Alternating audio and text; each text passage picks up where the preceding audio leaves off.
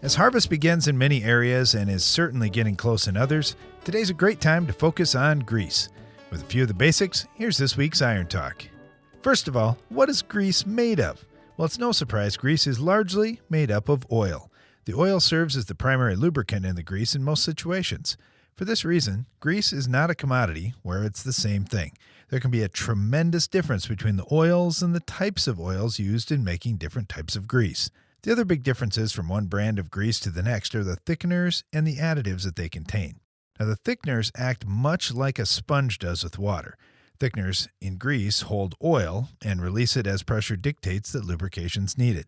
In storage, it's very common to see some of that oil come out of the solution in the grease and settle at the top. This is quite normal, and it really shows some of the same activity that the grease will undergo as it's in use. The thickeners can also pull that oil back in to some degree as the machine they're lubricating is cooling down and not in use.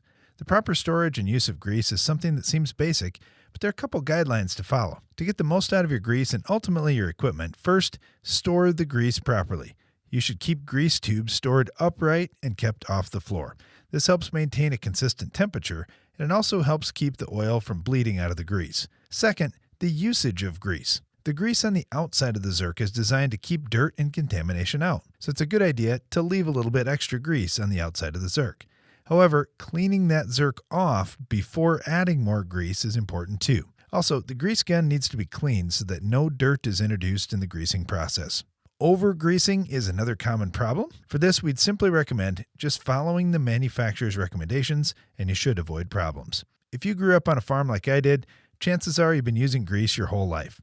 Keep in mind the things that we discussed today about how to use that grease properly to help reduce downtime this harvest season. That's all for today's Iron Talk, and now back to the show.